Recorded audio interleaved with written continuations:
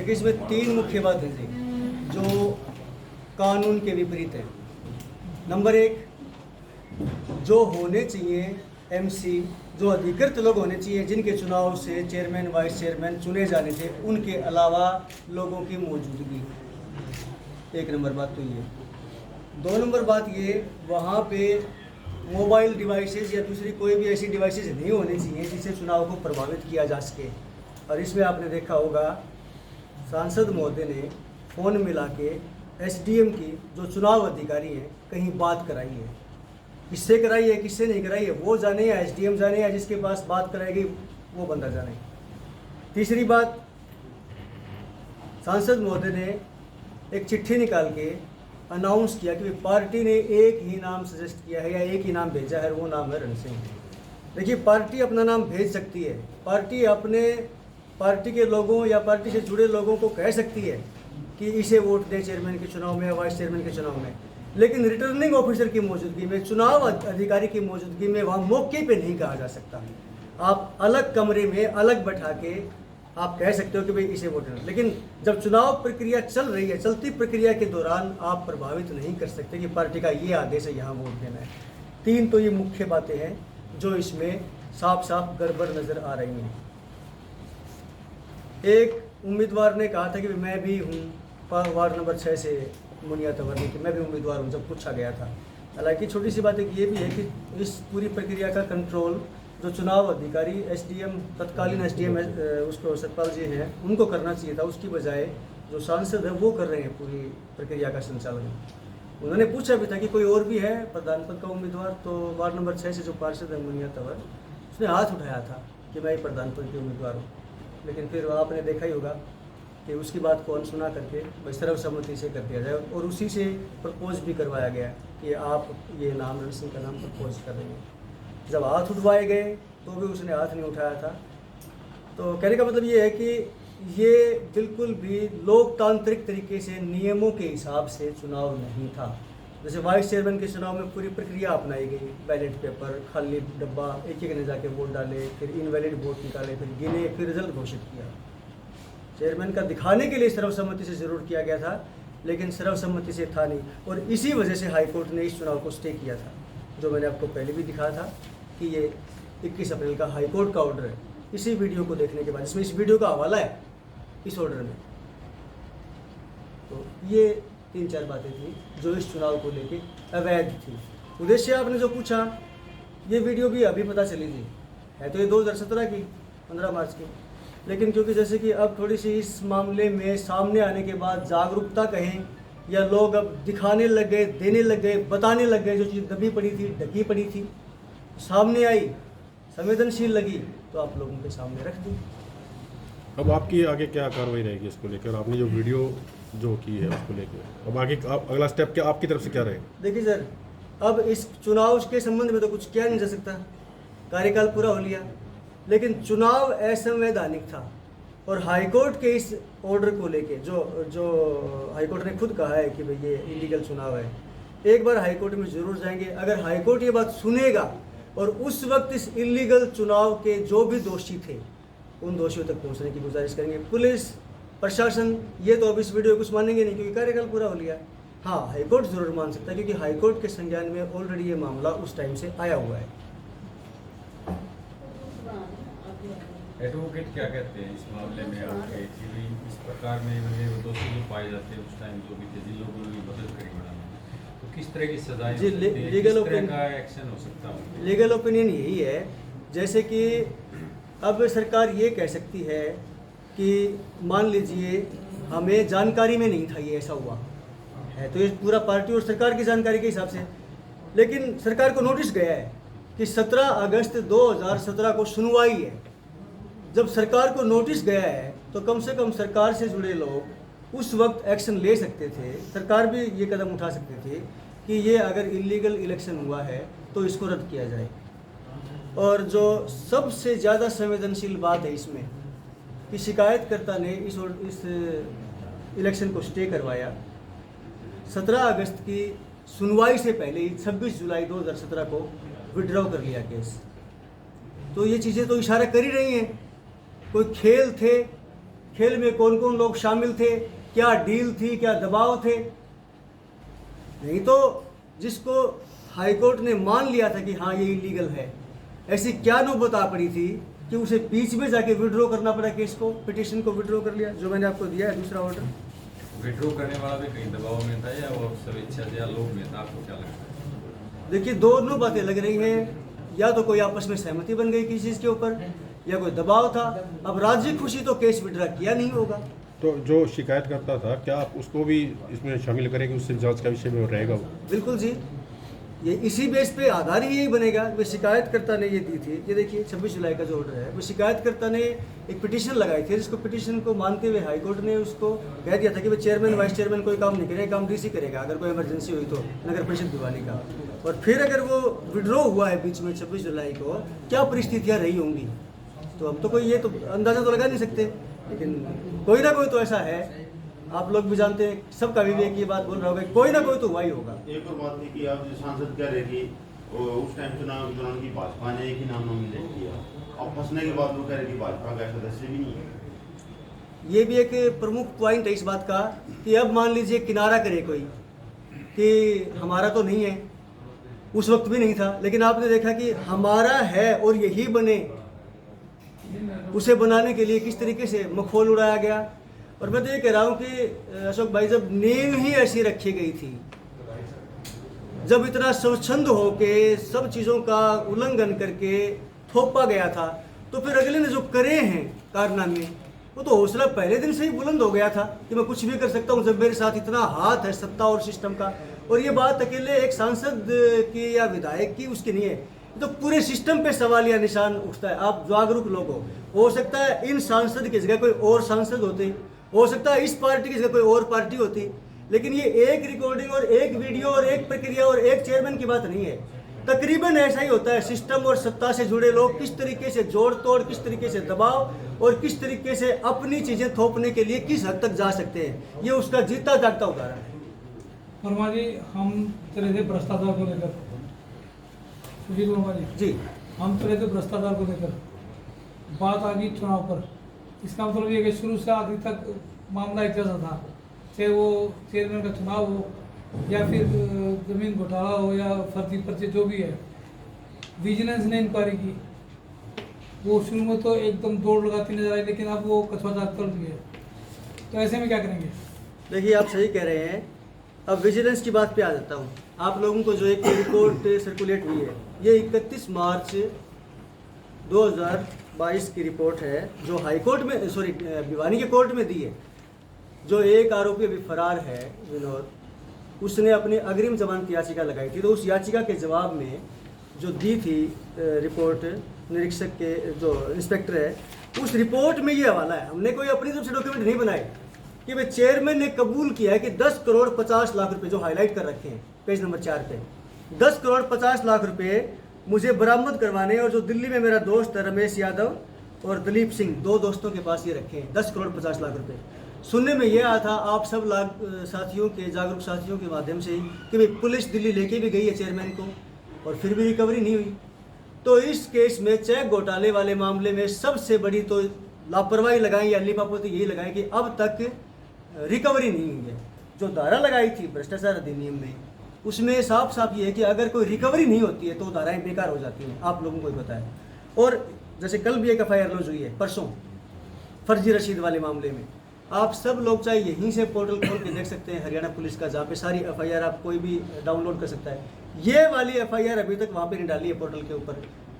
FIR number 206 जो मेरी शिकायत पे दर्ज हुई है फर्जी रसीद घोटाले में एक पार्षद के भतीजे के खिलाफ, 205 नंबर उसके ऊपर अपलोड है, 207 नंबर अपलोड है, 206 नंबर FIR उसके ऊपर अभी तक पोर्टल पे अपलोड नहीं है। क्या छुपाने की बातें हुई इसमें? धारा भी लगाई 120B। आप सब लोगों को पता है, कानून के जानकार है कि 120B लगाने का मतलब है कि उस साजिश में कोई और लोग शामिल थे।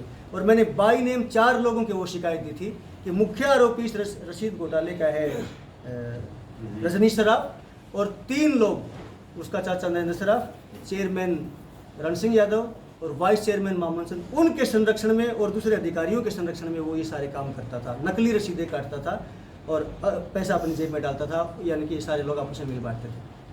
सुशील जी, ये बात तो आप कह रहे हैं कि घोटाले की है, कहीं ये तो लगता है कि ये घोटाला फिर सब रह के बड़े मगरमच्छ जद में आ गए हैं।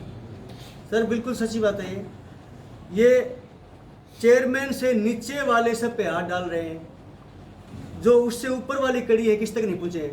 पुलिस ने अपनी इसी रिपोर्ट में कहा कि 26 कंपनियों का 26 फर्जी फर्मों का पता चला है, उनमें से एक के भी संचालक तक, मालिक तक, पार्टनर तक, प्रोपराइटर तक, डायरेक्टर तक पुलिस नहीं पहुंची। गए सबके पास हैं, कोई भी नहीं पकड़ा गया है। जो राजनीतिक लोग, किसी न किसी का तो संरक्षण रहा ही होगा, कोई ना कोई तो नाम होगा ही जिनके फ़ोन करवा के उनको चेयरमैन बनाया गया था, जो बाद में भी हेल्प करते रहे लगातार इस 5 साल तक, उन तक पुलिस ने कोई जांच पड़ताल करना जरूरी नहीं समझा है। तो है ये चीज़ तो कि पावरफुल लोग हैं, बड़े लोग हैं, इसीलिए दबाने की कोशिश की जा रही है। आप कह रहे हैं राज्य चौकसी ब्यूरो है नया जो कार्रवाई जो प्रॉपर्टी केस में हुई, तो क्या आप ऐसी मांग करेंगे कि किसी बड़े स्तर के किसी हाईकोर्ट के जज या अन्य इस तरह के लोग की मॉनिटरिंग में ये सारा काम हो, या मॉनिटरिंग का प्रोसेस में बदलाव हो? मॉनिटरिंग तो है नहीं, अभी राज्य चौकसी ब्यूरो अपने लेवल पे कर रहा है, तो मॉनिटरिंग प्रोसेस स्टार्ट किया जाए, इस तरह का कोई आपका क्या मानना है? गुण साहब हम तो शुरू से करें कि या तो कोई सक्षम एजेंसी करे, CBI करे या ED करे। देखिए इसमें बहुत ज़्यादा पैसे का कैश लेन देन, पैसे ट्रांसफ़र कर दिए। कल ही मैंने एक बार में पढ़ा था 10 साल से कोई मृत महिला है, उसके नाम से फर्म बना ली और पैसे विड्रॉ कर लिए डाल के। ये ED का मामला है। जो इकोनॉमिक सेल थी, पहले मैं उसकी बताता हूँ। बार बार SP साहब से मिलकर एक ही बात कहा था कि वो सक्षम नहीं है, they are not competent enough. ऐसा नहीं कि वो लोग इंटेलिजेंट नहीं होंगे, उन्होंने भी केस सुलझाए होंगे, एक्सपीरियंस है, उनके पास संसाधन नहीं है इस तरह के टेक्निकल मामलों को सुलझाने के। उनको डेबिट क्रेडिट समझने में दिक्कत आती हो, तो ये सारा तो बड़ी दिक्कत की बात है। तो अब भी जो राज्य चौकसी ब्यूरो कर रही है, वो मैं ये नहीं कहता कि वो लोग करप्ट हो गए या वो लोग पैसे खा के घर बैठ गए या उनके ऊपर कोई दबाव आ गया, लेकिन बात वही कॉम्पिटेंसी की आती है, बात वही संसाधनों की आती है। अगर इसको ED जांच करे, CBI जांच करे, या इसको जैसे कि आपने कहा कि किसी हाईकोर्ट के जज की, सुप्रीम कोर्ट की जज की निगरानी में ये जांच पड़ताल करवाई जाए, तो अब जो रिजल्ट हैं और जो बाद में रिजल्ट आएंगे उसमें ज़मीन आसमान का फर्क आएगा। छोटा सा एग्जांपल आपको देता हूँ। अभी ED ने इसने विजिलेंस ने कोई रिकवरी नहीं दिखाई, लेकिन यहाँ पे शहर के बच्चे को पता है कि इनकी प्रॉपर्टी 5 साल में कहाँ से कहाँ पहुँच गई। साइकिल स्कूटर वालों के पास लग्जरी गाड़ियाँ आ गई, अब छुपाते फिर रहे हैं। अब कई भाई कहते हैं कि तूड़ी वाले में गाड़ी लगो रखी है, वो रखी, लेकिन एजेंसियों के नाम गाड़ियाँ जो चेयरमैन वाइस चेयरमैन यूज कर रहे हैं, जिनको टेंडर दे रखे हैं, उनसे सुविधाएं ले रखी हैं, उनके साथ पार्टनरशिप में किले ले रखे हैं, उनके साथ प्रॉपर्टी बना रखी है। तो अब विजिलेंस को भी खुद ये चाहिए कि भाई हमें और ज़्यादा सक्षम लोगों की इसमें ज़रूरत है, जो आए साथ आए। और विजिलेंस भी अपने ऊपर चीज़ें चटाए कि वो सक्षम नहीं थे जांच पड़ताल करने में। प्रॉपर्टी अटैच करने की बात चल रही है, लेकिन प्रॉपर्टी बताएगा कौन? वो उनकी है, किन की है? नाम लेके दी थी एक रिपोर्ट, जो अभी FIR होनी बाकी है, एक तीसरी FIR होनी बाकी है। SP साहब कहते हैं कि एक दिन में हो जाएगी। उसमें इनके हम लोगों ने नेम वाइज, प्रॉपर्टी की डिटेल वाइज और वो स्पॉट आइडेंटिफाई करके दे दिया कि ये 4 दुकानें जो क्या नाम उसका सतप्रकाश ठेकेदार की वाइफ की है, जो चेयरमैन से सेटिंग करके 4 दुकानें मेला ग्राउंड के पीछे 4 दुकानें नहीं, 4 प्लाट, सॉरी 86 82 84 4 दे दी। ऑटो मार्केट की दुकानें हैं। तो वो सब इतनी फैली हुई चीज़ें हैं कि इसका समेटना अकेले विजिलेंस के बस की बात नहीं है। आपकी बात से ये लगता है कि चौकसी ब्यूरो कहीं ना कहीं प्रेशर में या दबाव में, किस तरह के दबाव में हुए? देखिए वो भी तो कहीं ना कहीं सरकार का हिस्सा है, और सरकार से जुड़े लोगों का अगर नाम कहीं बीच में आ गया, अब नाम तो लिए होंगे, रिमांड भी हुआ है, कन्फेशन स्टेटमेंट भी कोर्ट में ही होगी, लेकिन वो हम लोगों तक नहीं है, आप लोगों के पास भी शायद नहीं हो। अब जिन लोगों के नाम लिए हैं, अगर उनमें से कोई बड़े नाम हैं, तो जाहिर सी बात है सरकार अपनी बदनामी से बचने के लिए चाहेगी कि उन लोगों के नाम सामने ना आए, डिस्क्लोज ना हो। तो सुशील वर्मा, इसका मतलब सरकार तो बदनामी से बचने के चक्कर में है। 500 करोड़ का या 400 करोड़ का घोटाला हुआ है, उसमें जो लोग आरोपी हैं उनकी प्रॉपर्टी कितनी होगी? 20 करोड़ की, 30 करोड़ की, तो शहर को तो नुकसान हुआ है। वो तो है सर, 14 करोड़ 70 लाख के तो खुद इस चेक वाले एक मामले में पुलिस ने कहा है, हालांकि वो 40 से 50 करोड़ है, क्योंकि वो सिर्फ एक्सिस बैंक के चेकों के बारे में ही पता चला है। 65 खाते थे अलग अलग बैंकों में, उनका तो पता ही नहीं चला है, और ना ही विजिलेंस या पुलिस उन खातों तक पहुंच रही है। तो 40 से 50 करोड़ रुपए तो अकेले इस चेक वाले घोटाले में है। फर्जी रसीद वाले घोटाला 20 से 40 करोड़ रुपए का है। जो नगर परिषद की सार्वजनिक ज़मीन थी वो ट्रांसफ़र करके कमर्शियल बना के टॉयलेट को शोरूम बना दिया, प्याऊ दबा ली, वो दुनिया भर की है, करोड़ों की है। और कुछ लोगों को जो अवैध निर्माण कर रहे थे उनको पहले नोटिस भेजा, दबाव में लाया, शाम को बैठ के डील करी, इतने दे दिए, तेरा नक्शा पास। तो मैं तो 400-500 करोड़ तो अंदाजा ही है, क्या पता कितनी हो। जो सरकारी अमृत योजना है वो प्राइवेट प्लाट काटे सिटी स्टेशन के पास, जहाँ पे जो उस टाइम के डीसी थे जयवीर यार, ये आप लोग भी शायद गए थे वो कवर करने के लिए, वहाँ पे खूब हंगामा भी हुआ था।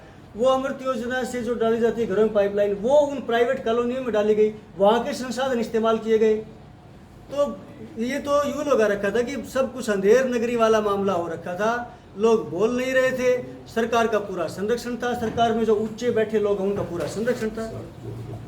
जोड़ों का लगा लीजिए, मतलब कितनी भी चीजें आप कर लीजिए कि सारी की सारी ऐसी है कि डीसी ने ये कह दिया, कुछ लोग सर के मिलने के लिए गए थे कि मेरा नगर परिषद से कोई ताल्लुक नहीं है, ये डीसी वो लगाए हुए थे केवल उनका है, और अगर इससे ज़्यादा से ज़्यादा बात करनी है तो आप सीधे मुख्यमंत्री या उप मुख्यमंत्री के पास जाइए। ये बात कहाँ तक जायज़ है? अब पहले तो जो लोग मिलने गए थे उनके बारे में 2 शब्द बोलना चाहूँगा।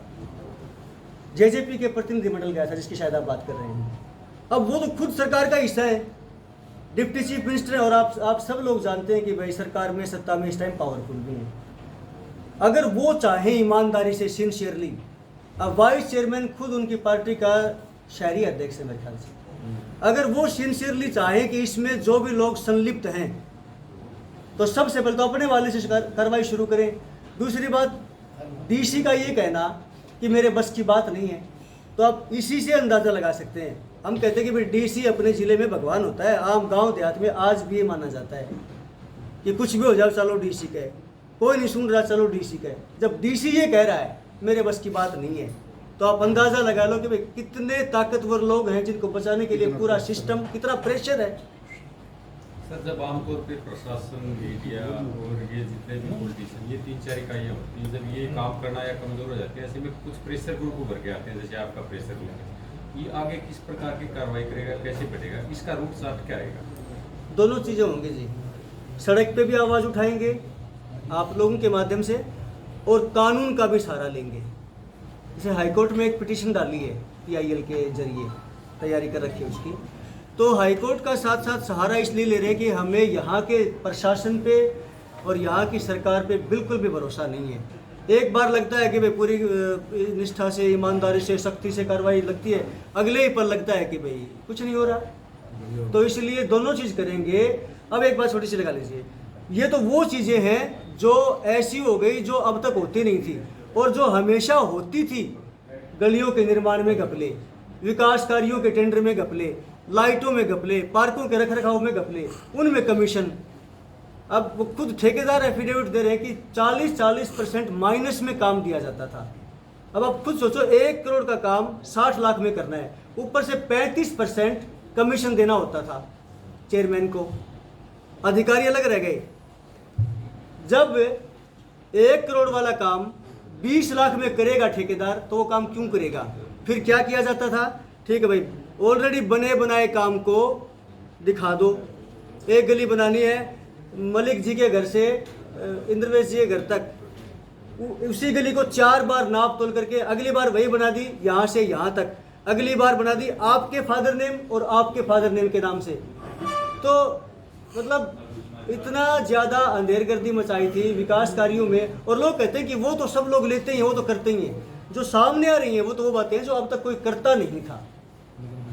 एक और घोटाला आने वाला है सामने, अभी एक और घोटाला, जिस श्याम एसोसिएट फर्म जो जिंदगी है, उसने करीब 80 सफाई कर्मचारी यहाँ लगा रखे हैं और तनख्वाह लेता है 180 कर्मचारियों की 14,000 रुपये पर हेड के हिसाब से, और कर्मचारियों को देता है 6,500 रुपये। और 6,500 रुपये भी जब हमने ये आंदोलन शुरू किया ना, 2,000 रुपये अब बढ़ाए हैं, पहले 4,500 रुपये दिया करता था।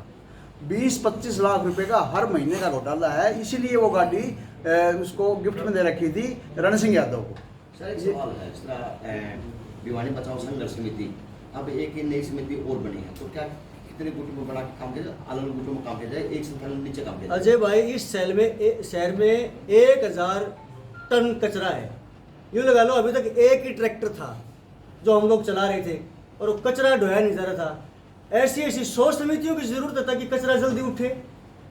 टारगेट सबका एक है। टारगेट सबका एक है। बस इसको ऐसा नहीं है कि कोई गुटों में बैठ के काम किया जा रहा है। कचरा ज्यादा है, घनी ट्रालियों की जरूरत है। और मैं तो कहता हूँ कि वार्ड वार्ड तक बने ऐसे जागरूक लोग खड़े होकर ये कहें कि अब कुछ कचरा हम भी साफ करेंगे। ये तो एक ऐसी लड़ाई, ऐसा पुण्य का काम है कि इस पुण्य में तो कोई जितना भी अपना योगदान कर दो वो एक कम है। कोई सुशील जी, लीगल और इलीगल तौर पे जब इस प्रकार से संघर्ष की आवाज उठाई जाती है, दबाव बनते हैं जी। कल को आपके ऊपर दबाव बनेगा तो उसमें स्थिति में आपका रोल क्या रहेगा? बन रहे हैं सर, अभी भी दबाव में ही चल रहा है। लेकिन किसी भी दबाव में, कोई भी दबाव हो, किसी भी तरीके का दबाव हो, जान का, माल का, किसी प्रकार का, किसी भी दबाव से पीछे नहीं हटेंगे। इसीलिए जो भी बाकी शिकायतें दी हैं सारी बाई नेम दी हैं। पहली वाली शिकायत तो पहले एक हो गई थी, अब जो कल FIR हुई है वो मेरे नाम से उन आरोपियों के अगेंस्ट हुई है। बाकी भी हम सब लोगों के बाई नेम हो रही है, दबाव में नहीं आएंगे सर। जो हाईकोर्ट में पिटीशन करी है वो भी बाई नेम करी है।